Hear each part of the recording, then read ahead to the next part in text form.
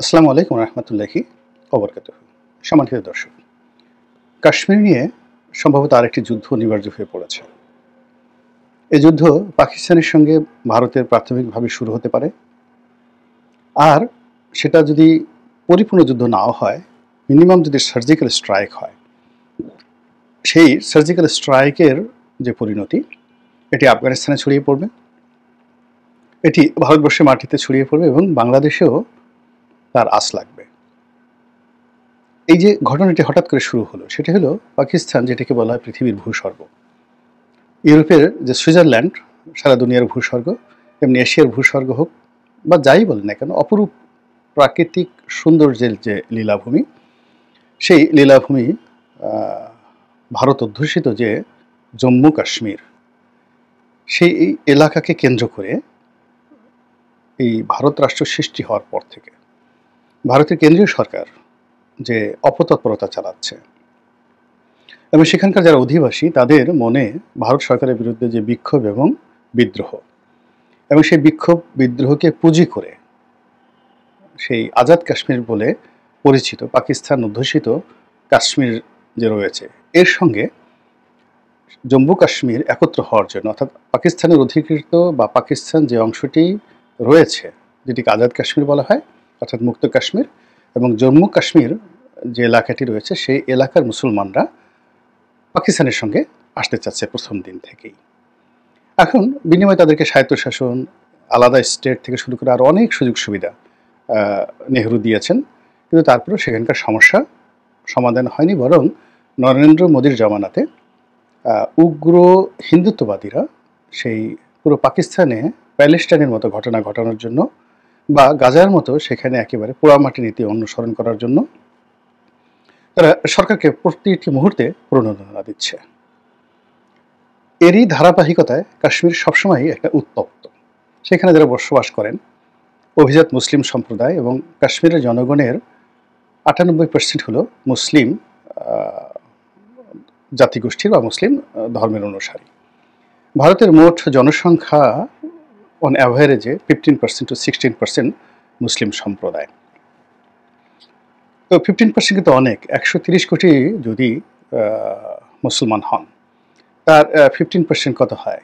13%। 13%-এর অর্ধেক ৭, অর্থাৎ প্রায় ২১ কোটি থেকে ২৫ কোটির মতো মুসলমান রয়েছে সমগ্র ভারতবর্ষে। বাংলাদেশের চেয়ে অনেক অনেক বেশি, এমনকি পাকিস্তানের চেয়ে বেশি।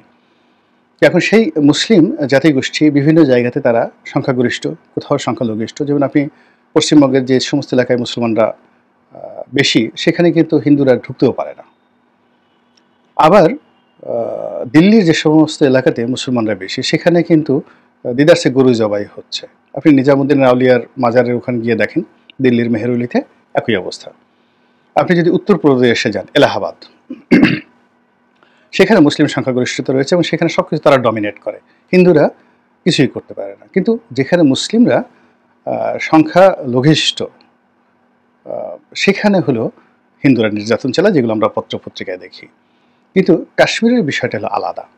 ওখানে তারা কেবল সংখ্যাগরিষ্ঠ নয়, ওটা একক একটি রাষ্ট্র গঠন করার জন্য, মানে ৯৮% মুসলমান, এটা তো সৌদি আরবেও নেই, আফগানিস্তানেও এটা নেই, বাংলাদেশে তো নেই। তো এই অবস্থা জম্মু কাশ্মীরে। ফলে এই অঞ্চলটি পুরো ভারতবর্ষের জন্য, যারা শাসক শ্রেণী তাদের জন্য একটা, যারা হিন্দুত্ববাদ প্রতিষ্ঠা করতে চায় তাদের জন্য এটা একটা অ্যাটম বোমা। এই জন্য ছলে বলে কৌশলে এখানে সামরিক উপস্থিতি, এখানে দমন পীড়ন চালানো, এটা যেভাবে তারা চেষ্টা করে যাচ্ছে ভারত সরকার, তার সঙ্গে সঙ্গে আবার পশ্চিমাদের যে ইসলাম ফোবিয়া রয়েছে, সেই ইসলাম ফোবিয়ার কারণে তারা দিল্লির সরকারকে এই অপরাধ করার জন্য সবসময় মদত দেয়। কাশ্মীরে জঘন্য হত্যাকাণ্ড, অর্থাৎ মোদী যখন ক্ষমতা এলো তখন সেখানে যে মিলিটারি সার্জেন্সি চালানো হলো, সেখানে প্রায় ৮ লাখ সেই সৈন্যকে ডিপ্লয় করা হলো। আবার বলছে ৮ লাখ। একটা কাশ্মীরের মতো একটা জায়গাতে যদি ৮ লাখ মিলিটারি ডিপ্লয় করে, মানে বছরের পর বছর সেখানে সব কিছু বন্ধ করে দেওয়া হলো, পশ্চিমের একটা টু শব্দ করেনি। এর কারণ হলো ওই যে ইসলাম ফোবিয়া। আবার এখন ধরেন সারা দুনিয়াতে যেভাবে যুদ্ধের দামামা বাড়ছে, যেভাবে গাজাতে সমস্যা হচ্ছে, যেভাবে প্যালেস্টাইনের সমস্যা হচ্ছে, জেরিকোতে সমস্যা হচ্ছে, রাফাতে সমস্যা হচ্ছে, মানে ছোট্ট একটা এলাকা পশ্চিম তীর গাজা, এই পুরো এলাকাটাতে অল্প একটু জায়গা, তো এই অল্প একটু জায়গাকে আলাদা আলাদা ভাগ করে পশ্চিম তীরকে দিয়ে দিয়েছে মাহমুদ আব্বাস, এবং তাকে টাকা দিয়ে, অর্থ দিয়ে, ঠিক গাজাবাসীদের যা আশা আকাঙ্ক্ষা তার অ্যাগেনস্টে মাহমুদ আব্বাসকে দাঁড় করিয়েছে। তারাও যেটা একসময় পিএলও ছিল। এরপরে গাজার মধ্যে আবার কয়েকটা ভাগ তারা করে ফেলেছে। এই গাজার মধ্যে তারা কয়েকটা ভাগ করে ফেলেছে। একটা গ্রুপ ইসরায়েলকে সমর্থন দিচ্ছে, একটা লিবারেল গ্রুপ তারা যাকে বলা হয় মিশর, জর্ডানের সাথে যোগাযোগ করছে, আর একটা গ্রুপ একেবারে কট্টরপন্থী হয়ে তারা হামাস নাম ধারণ করে ইরানের মদতপুষ্ট হয়ে হিজবুল্লাহর সাথে নিয়ে, হুতিদেরকে সাথে নিয়ে যুদ্ধ করছে। এবং এই যে হিজবুল্লাহ সমর্থিত যে এলাকা বা হুতি সমর্থিত যে সম্প্রদায়, অথবা যাকে বলা হয় গাজাতে যারা শাসন কার্য পরিচালনা করছিল বা করে যাচ্ছে, সেই যোদ্ধাদেরকে নির্মূল করার জন্য ইসরায়েল, আমেরিকা, মিশর এবং জর্ডান একসঙ্গে কাজ করছে। ফলে ফিলিস্তিনিদের যে ইতিহাস বা ফিলিস্তিন যে জাতিগোষ্ঠী একত্র ছিল, তার থেকে গাজাকে আবার আলাদা করা হয়েছে। এবং আলাদা করার পরে আবার এই গাজার মধ্যে বিভেদ সৃষ্টি করে 3টা গ্রুপ করে সেখানে হামাসকে আবার আলাদা করা হয়েছে। এবং গাজার এই টোটাল ফিলিস্তিনের মধ্যে যে সমস্ত এলাকা ছিল তার মধ্যে গাজা, এবং গাজা যখন ধ্বংসস্তূপে পরিণত হয় তখন আর একটা এলাকা ছিল রাফা, যেটা তুলনামূলকভাবে সেফ জোন ছিল।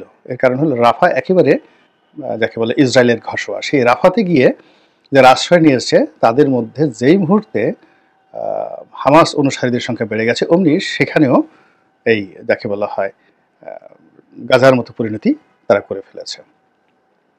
তো এই যে পশ্চিমাদের মুসলমান বিরোধী কর্মকাণ্ড বা ইসলাম ফোবিয়া, এটা এখন তারা টানতে টানতে আবার এশিয়াতে নিয়ে আসতে চাচ্ছে।